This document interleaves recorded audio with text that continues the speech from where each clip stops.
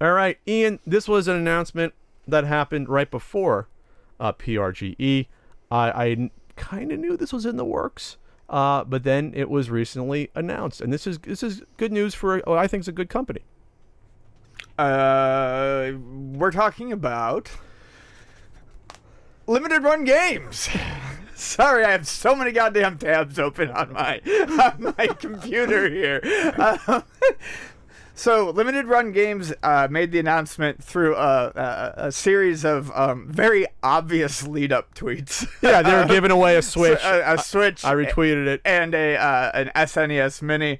But they have announced that they have been given the clear and the go-ahead, and they will be making physical copies of indie games for the Switch starting in 2018. Basically, continuing to do the great work they do for the Vita and the PS4 system. And PC sometimes. In PC, yeah, that's right. They do it for PC as well. So this is going to be, I think, fantastic. Reason is, I for whatever reason, I think there's a lot of similarities right now between the Switch community and between the Vita community, almost, in that there's a lot of focus on indie games, good indie games on those systems, and lots of them do not or did not have physical releases, and that's where Limited Run stepped in and kind of fixed the problem for people who wanted to support those developers a little bit more. And ever since I got a Switch, I was really hoping that Limited Run would find a way to get in there and, release some of these physically.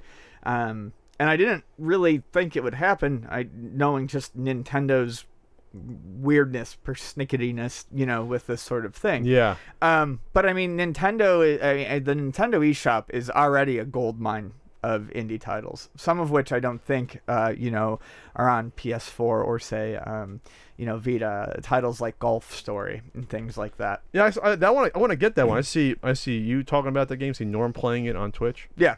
So, I think it's going to be a very, very good venture for them, and I'm just very excited to see it. And I'm excited. To me, it's just also very interesting from the Nintendo side to see Nintendo willing to do this. Yeah, that's what I say. This is huge news because I don't remember any time where Nintendo would let a third party just publish physical, like media for their system this easily. Right. I mean, it took. Well, I'm sure it took them a lot of work, but still, just the fact that they're doing it. Just the fact that they got through, because on the NES, if you were a licensed publisher, that didn't happen until Acclaim started doing that later on in the life, and that was probably pulling teeth to do that. Right. Nintendo was doing it all themselves. So this is Nintendo.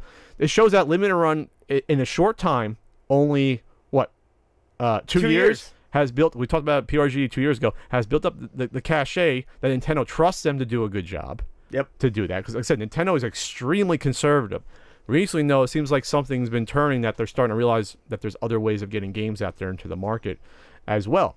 But this is important. This is great news. Great guys, Josh and Douglas at Limited Run. This is also, I think, important because this also works as a marketing tool for some of those indie titles that people wouldn't have discovered on their own. Yes. For Limited Run to say, hey, we're going to spotlight these games that we think are cool and you might want a nice digital, physical copy of. We can get it out there and people are like, oh, this is interesting. Maybe it kind of fills gaps here and there if there's not a lot of AAA titles coming out at that point in time. This is just a win-win for both sides, obviously. Yep, and they always have nice manuals, posters. Oh yeah, stickers or something, some feelies, as you will. Yeah, and it's going to be great, and it really does, I think, help independent developers. Sure. Especially early on in the Vita, as they were publishing, some of these games, it encouraged a lot of fans of these games, I think, to double dip on certain titles, who had already gotten it digitally, to go back and get copies physically. And I know, I mean, I could say right now off the top of my head, if they were to get Tumbleseed for the Switch physically, I already own it for the Switch digitally. I'd buy it again physically. That's a good thing for developers. When Limited Run puts these games out, when they start working with the existing back catalog, it can encourage a lot of people to buy the game again, which is more money for the developer.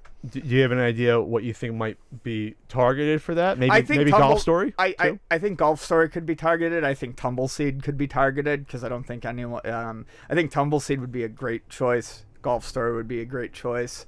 I'm trying to think of what else. Blaster Master Zero could be a great choice.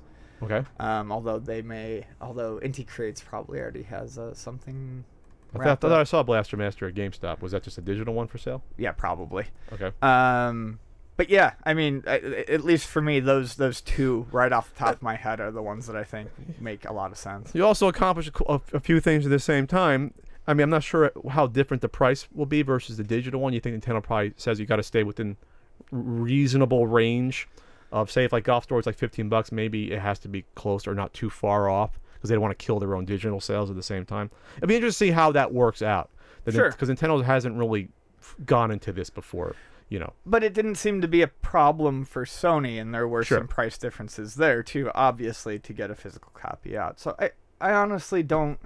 It's good though for. We'll see. Yeah, it was also good for hell. You save space because you don't have a hell lot of space on your Switch unless you buy a card. Yeah, so that's good. well, I mean, it works that way too. It's all yeah. It's one of the reasons. It's one of the reasons why it was also a great thing for the Vita was, you know, the memory cards were super expensive for the freaking. Oh Vita. yeah, for those proprietary. You know, so having the physical copies was. Well, the good news is they're not nice. proprietary on the Switch. Yeah. I would have lost my mind if that was the case. But also preservation. We always come back to preservation, and limited run is great for that. And now we got physical copies and right there. So yeah, it could be if like Golf Story comes out and has a couple of little feely stuff or a cool little manual. I'd be like, yeah, if it's a few bucks more, I'll get that version. Right. Why not? But I really want to play that one in particular. I keep coming back to that one because that one seems like it's catching fire as like the sort of indie game du jour for the Switch right now. You know, it just seems like that's it. Please Like give Tumbleseed a physical release. I